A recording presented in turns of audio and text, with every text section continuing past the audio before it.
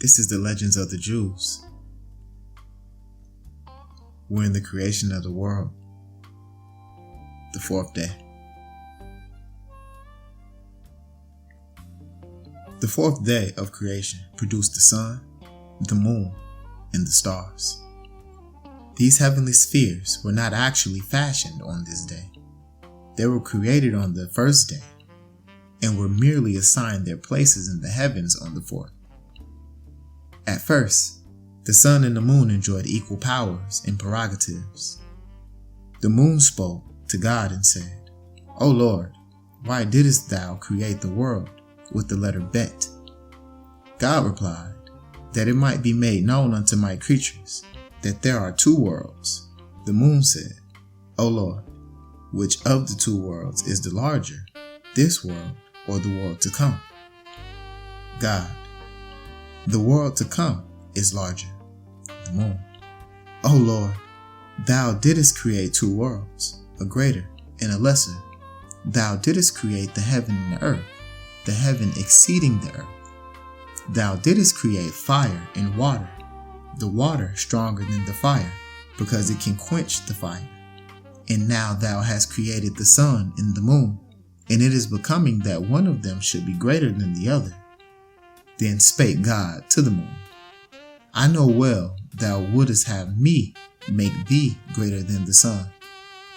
And as punishment, I decree that thou mayest keep but 1/60th of thy light." The moon made supplication, "Shall I be punished so severely for having spoken a single word?" God relented, "In the future world I will restore thy light, so that thy light may again be as the light of the sun." The moon was not yet satisfied. "O Lord," she said, "in the light of the sun, how great will it be in that day?" Then the wrath of God was once more enkindled. "What, thou still plottest against the sun? As thou livest, in the world to come, his light shall be sevenfold the light he now sheds.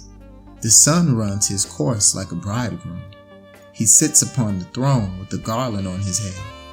96 angels accompany him on his daily journey, in relays of 8 every hour, 2 to the left of him and 2 to the right, 2 before him and 2 behind. Strong as he is, he could complete his course from south to north in a single instant. But 365 angels restrain him by means of as many grappling irons. Every day, one looses his hold, and the sun must thus spend 365 days on his course. Progress of the sun in his circuit is an uninterrupted song of praise to God, and this song alone makes his motion possible. Therefore, when Joshua wanted to bid the sun to stand still, he had to command him to be silent. His song of praise hushed.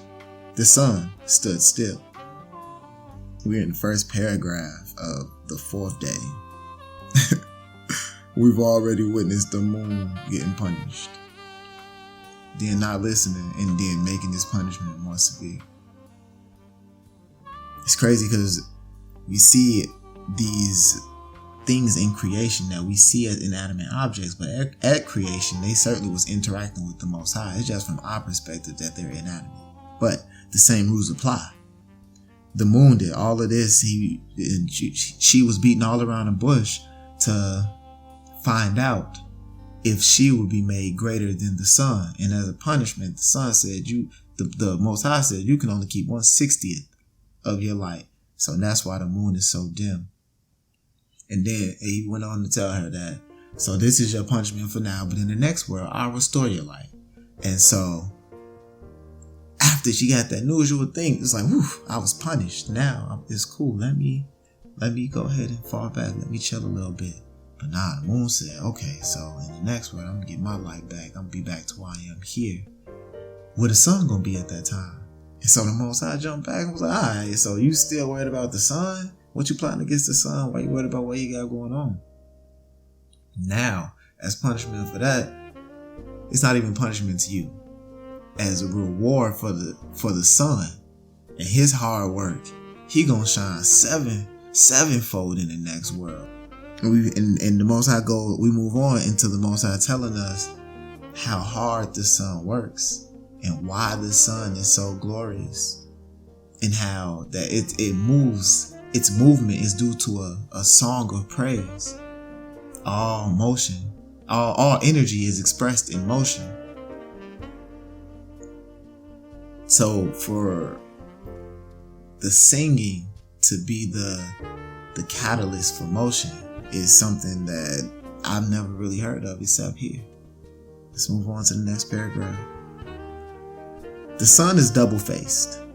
One face of fire is directed toward the earth, and one of hell toward heaven, to cool off the prodigious heat that steams from the other face, else the earth will catch fire. In winter, the sun turns its fiery face upward, and thus the cold is produced. When the sun descends in the west in the evening, he dips down into the ocean and takes a bath. His fire is extinguished, and therefore he dispenses neither light nor warmth during the night. But as soon as he reaches the east in the morning, he laves himself in a stream of fire, which imparts warmth and light to him. And these he sheds over the earth. In the same way, the moon and the stars take a bath in the stream of hell before they enter upon their service for the night. It is interesting that the moon and all of the stars seem to be of a cool element. The sun has a double face, but the bath the stream that it takes is a flame. It's a fire, and I know the seraphim are the fiery ones. Those are the fiery beings. Just saying. But let's keep going. When the sun and the moon are ready to start upon their round of duties, they appear before God and beseech him to relieve them of their task, so that they may be spared the sight of sinning mankind. Only upon compulsion they proceed with their daily course. Coming from the presence of God, they are blinded by the radiance in the heavens, and they cannot find their way. God therefore shoots off arrows by the glittering light of which they are guided. It is on account of the sinfulness of man which the sun is forced to complete his rounds, that he grows weaker as the time of his going down approaches. For sins have a defiling and enfeebling effect, and he drops from the horizon as a sphere of blood. For blood is the sign of corruption.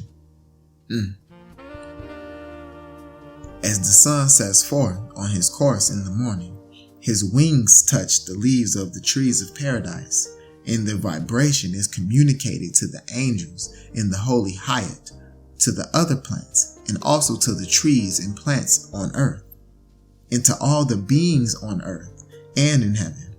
It is the signal for them to cast their eyes upward. As soon as they see the ineffable name, which is engraved in the sun, they raise their voices in songs of praise to God. At the same moment, a heavenly voice is heard to say, "Woe to the sons of men that consider not the honor of God, like unto these creatures, whose voices now raise aloft in adoration."